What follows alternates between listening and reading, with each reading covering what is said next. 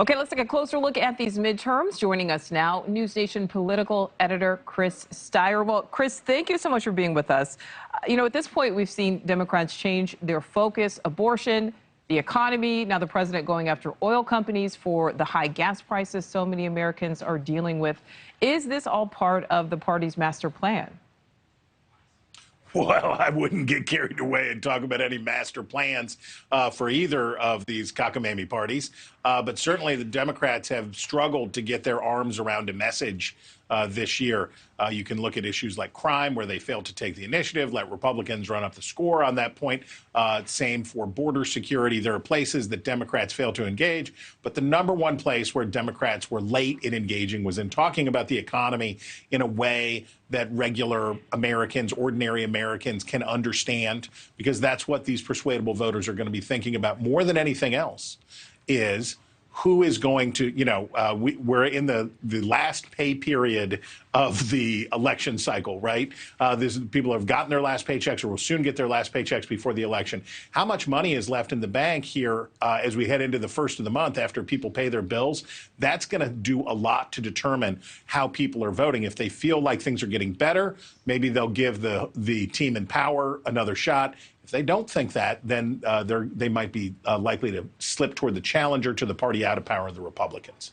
Well, when it comes to voting, when it comes to what happens after the vote, in a political article published today about trust in elections, you said states and election officials need to get faster with their count since the ways to cast ballots have changed. Do you think allowing hand counting of ballots in Arizona is going to help build, or will it erode trust? Erode. But, this is a balancing test.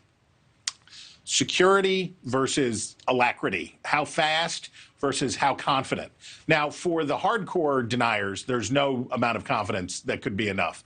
We had the most litigated, most scrutinized election in American history in 2020, and there are still people who are not satisfied with the result. So that they'll never be convinced, and you sort of just have to throw up your hands at that. What you need to do, though, what we need to do, and what elections officials at the local and state levels have to do, is do their work always accurately, always securely, but with all due haste. Because the longer it hangs out there, the longer, we have this problem now in California.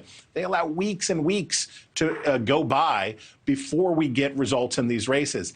That does not encourage confidence in the democratic process, and it does not close the door on people who are trying to steal elections. So we need to get good at being fast, fair, and accurate. Absolutely. Yeah, confidence in the process, is vital to a democracy. Chris, when can we expect to know which party ultimately has control of the House and the Senate? Do you think we will know on election night?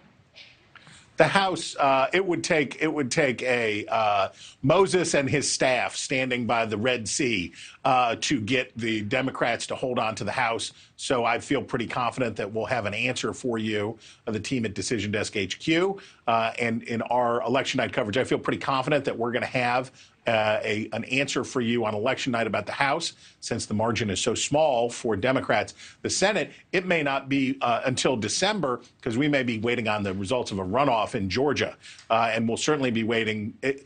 Here's the simplest way I can put it.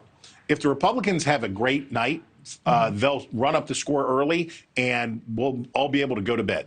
If the Democrats are having a better night than expected, it's going to go long. So if you're a Democrat, you want close results and long counts. That is what you're hoping for when you're playing against the team that's got the momentum on their side. All right. Chris Stirewalt, as always, thank you. Thank you for watching. Go to newsnationnow.com to find NewsNation on your television provider. And don't forget to click the red subscribe button below to get more of NewsNation's fact-driven, unbiased coverage.